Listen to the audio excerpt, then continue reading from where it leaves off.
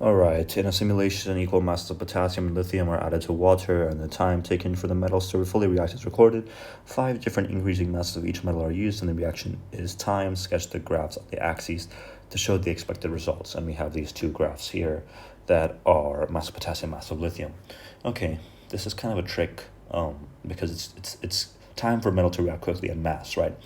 Generally, when you see curves like this, the steeper the gradient, right, the faster the reaction. That's what the first thing in your head is quite intuitive. In this case, if we have a steep gradient, it means that the time taken for it to fully react is increasing faster when we increase mass. It means it's reacting slower, essentially. So what do we know about these two? We know that potassium is further down in terms of alkali metals. It's further down on the periodic table. Take a look here. It is further down than lithium. So what does that tell us? It tells us it's going to react faster. So if it reacts faster, what does it mean? It means that our curve, when we draw it, it will be, well, I'm not going to draw it perfectly. I'll just do something rough. You guys can draw it correctly, however you want. If it's like that, right? But the key, we know it's going to be increasing, right? It's going to be increasing as we increase the mass of potassium. The key distinction is that we need to make sure that our mass of lithium is a steeper gradient, maybe something like this, right? And that just shows us that the lithium is reacting slower. So not perfect, yeah, but just to give you guys a rough idea. Okay, so just an assumption, so just a reason why comparing the time for complete reaction mass is not a valid measure of reactivity. Why? This is a great question. And yeah, okay, the key here is equal masses, right?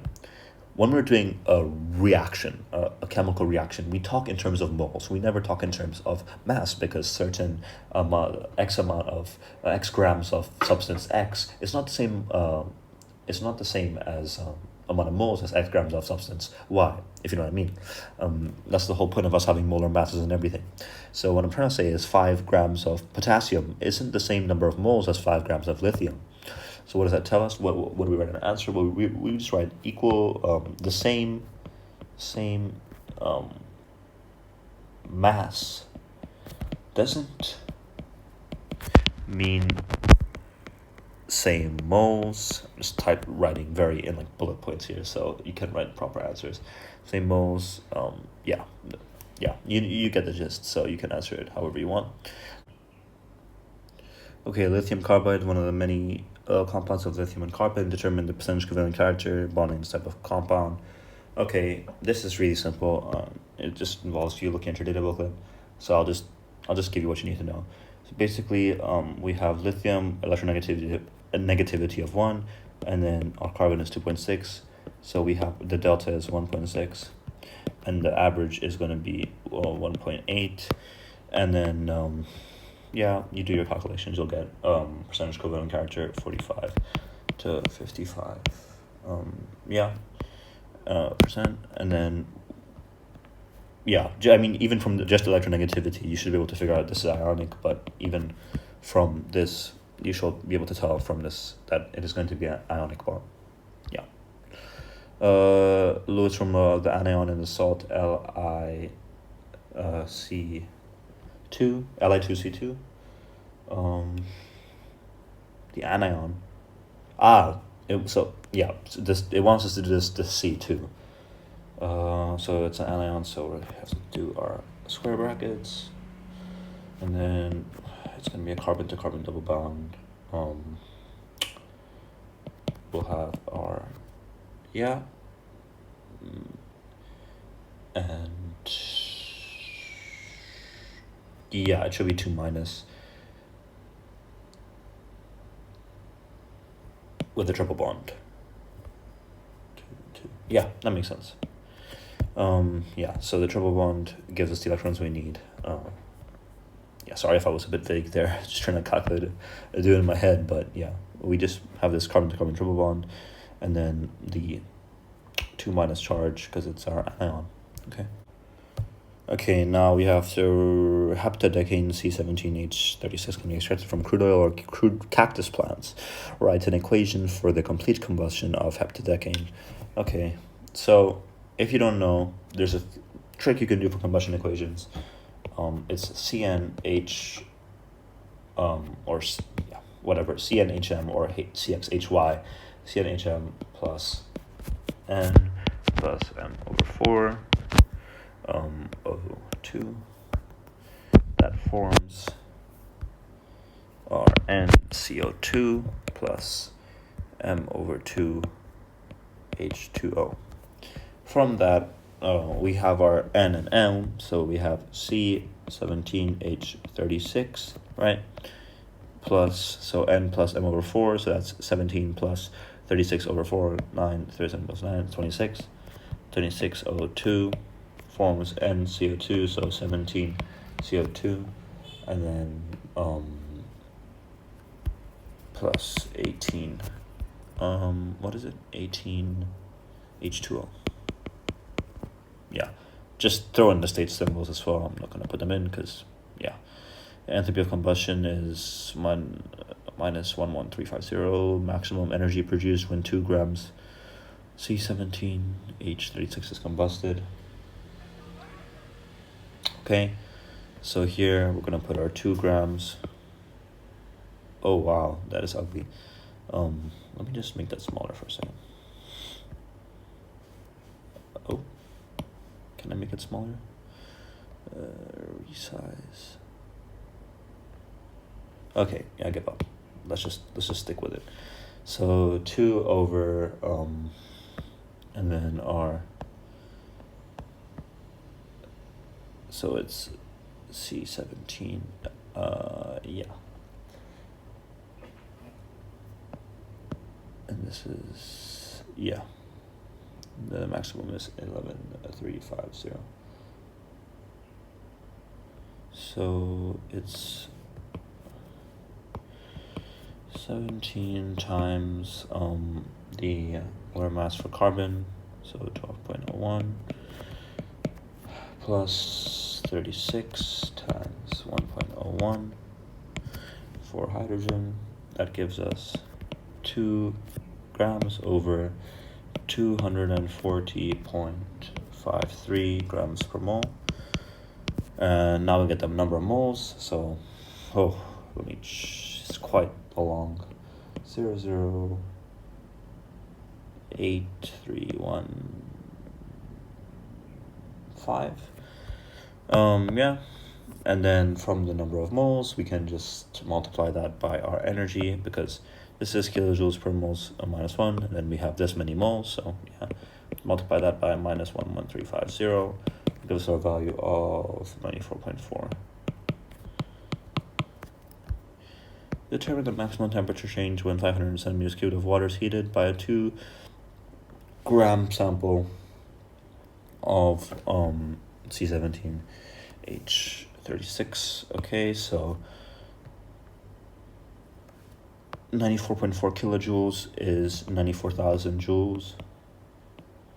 Oh, sorry, 94,400. 94,400 joules. And that's going to equal to our 500 centimeters cubed of water. So that's our mass of water. So 500 grams of water times the 4. This is, by the way, this is MC delta T, right? Q equals MC delta T over Q times 4.18, I think. I don't know if they use, I think they use 4.18 in the IB for the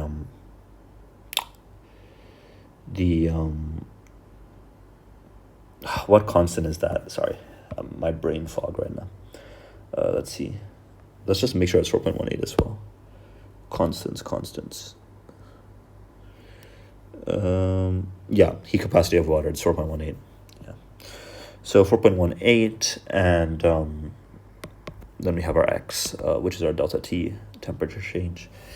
We solve for X, we get our delta T is 45.2.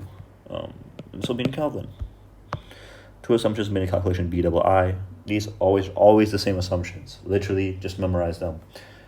Heat isn't lost to surroundings. Okay, assumption number 2. Sorry, assumption number 1. Assumption number 2. Assumption number 2.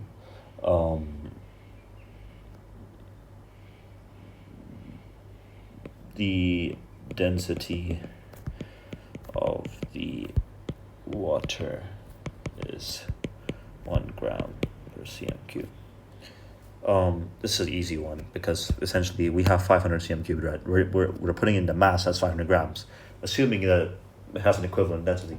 Now, water, I believe, is supposed to have it, but of course, not all water's the same. Might be some impurities, whatever, that's affecting it.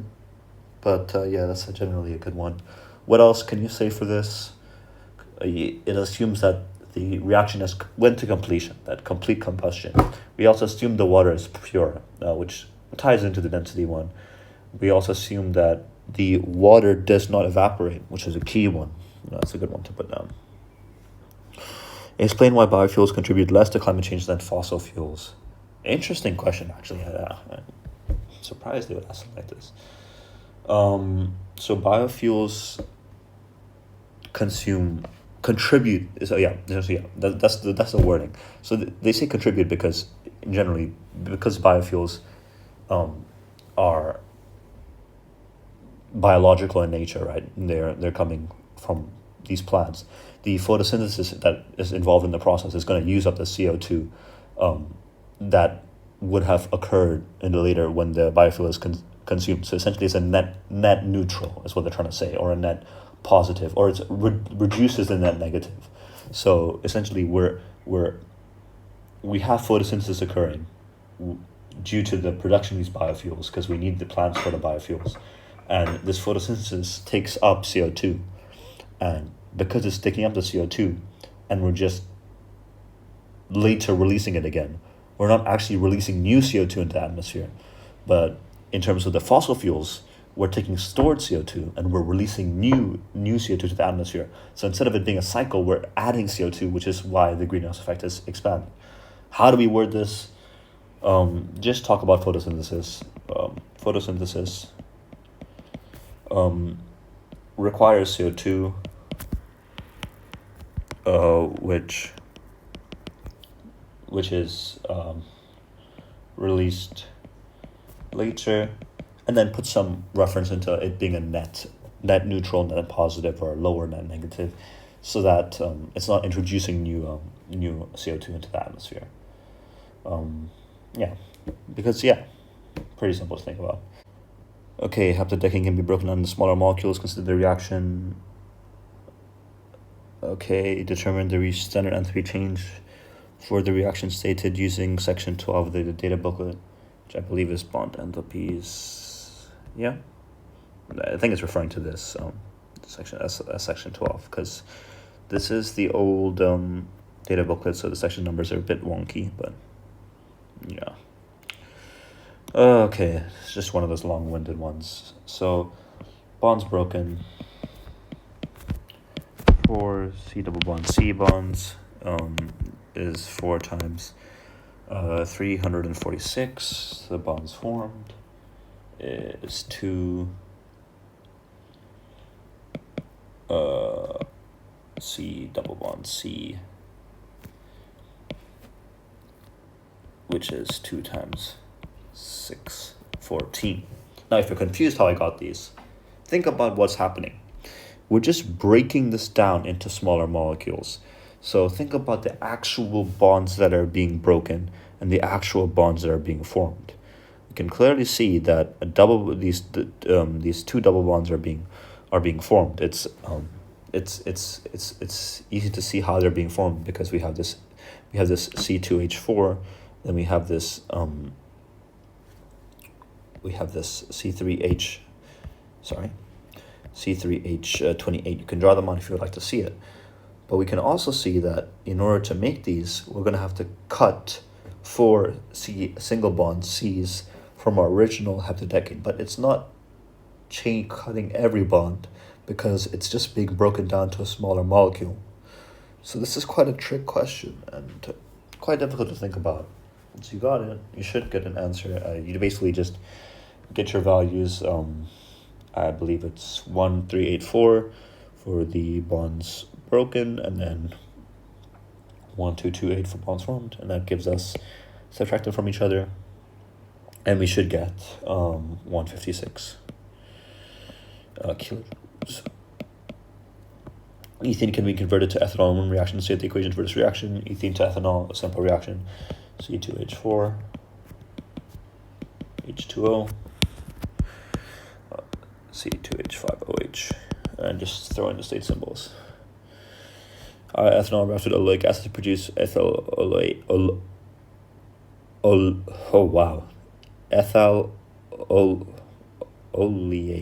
Wow, I haven't seen that one before.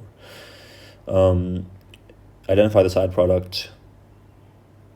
Yeah, I mean, you guys can probably figure this one out just by looking at it immediately. You can see that we have this carboxylic acid, we have this alcohol, all oleic acid. We know that it's going to produce something. We should know what it is from this name, ester, and we know it's going to produce water. H2O, water. Atom economy of this reaction. So how to calculate atom economy? I assume it's balanced already, yeah? That would only make sense. Okay, so for atom economy, we're just going to count number of atoms, then multiply that by the molar mass, and then we're going to do that for each item, and yeah, we can just look at the formula for atom economy, because I can't really explain this that well.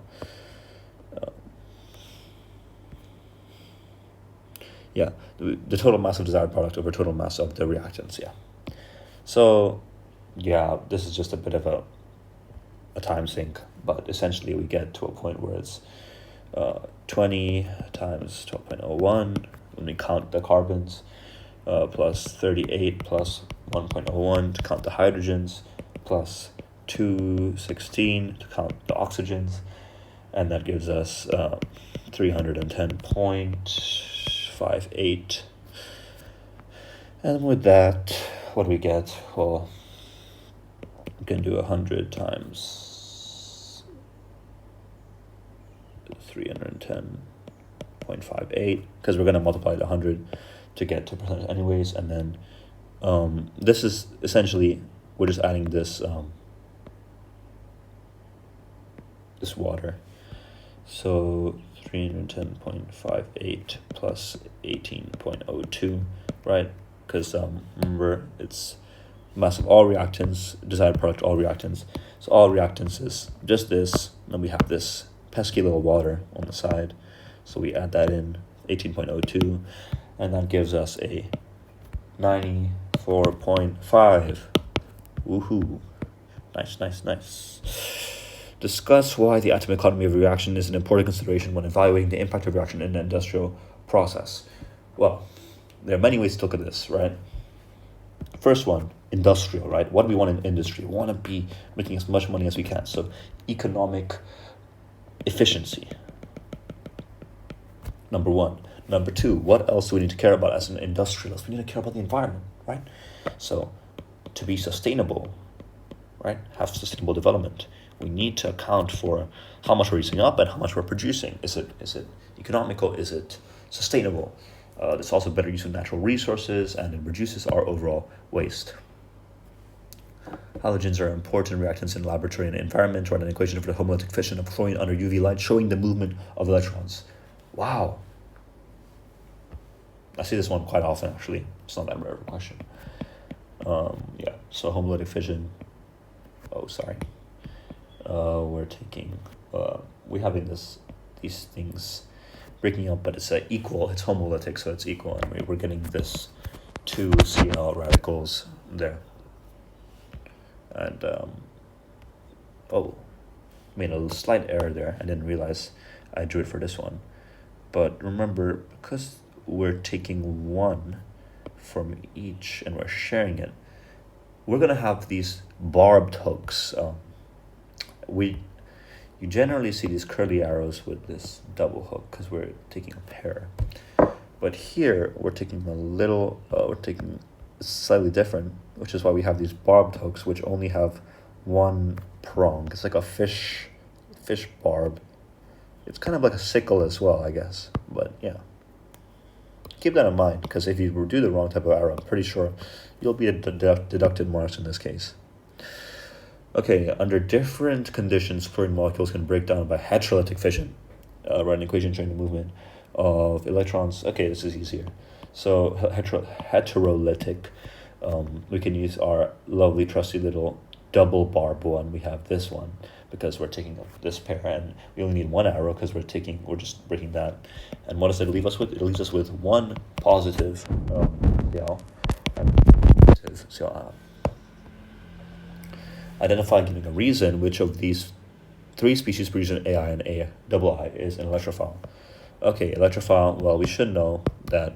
Well, we should know that this definitely is an electrophile because doesn't even have a little charge here. But we should know that positive Cl plus is electrophile. Why? Because it it can accept a pair of electrons. Yeah.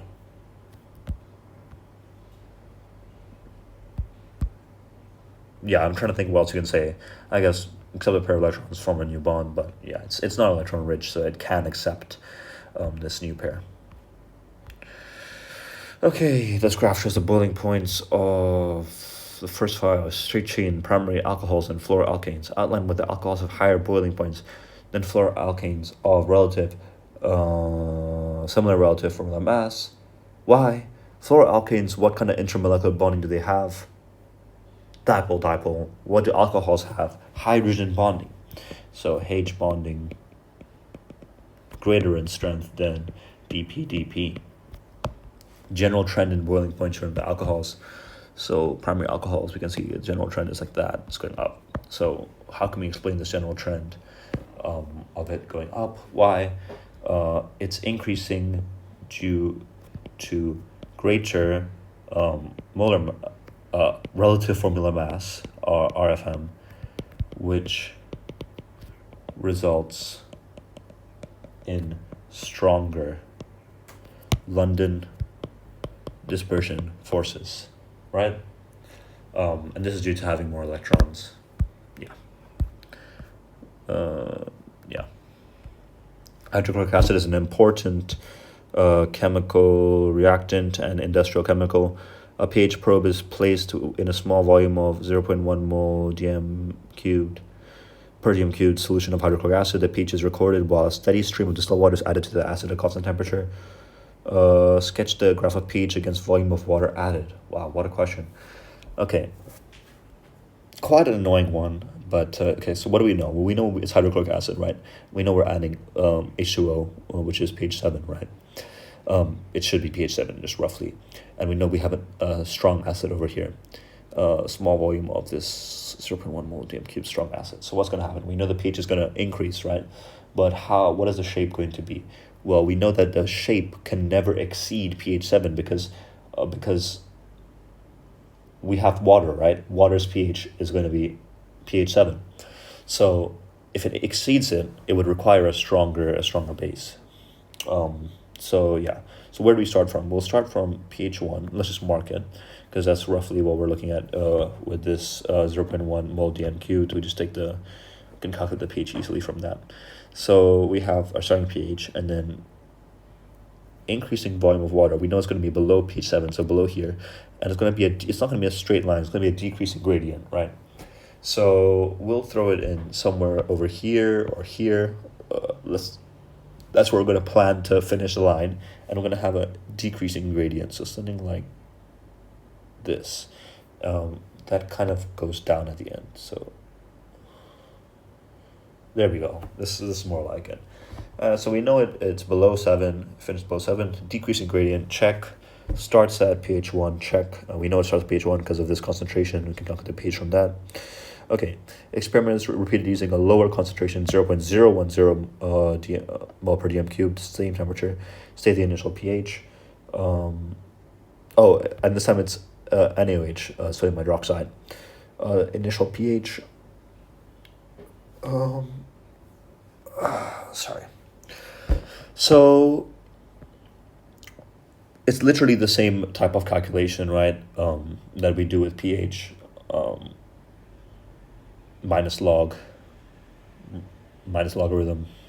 You just get your pH, your POH, and then you subtract it from 14. 14 minus 2, 12. Yeah, pretty simple. Oh wow, that was it. Yeah, I mean that's a pretty simple paper. I went quite fast during this one, just because I know that a lot of the stuff you guys know already. If I believed that it was a bit tricky, I tried to explain a bit more, but if I thought it was simple, I might have brushed over it. So if you have any questions, just let me know in the comments. But yeah, I hope you enjoyed the video. I'll get back to uploading more, hopefully more frequently. And I'll see you guys in the next one. So yeah.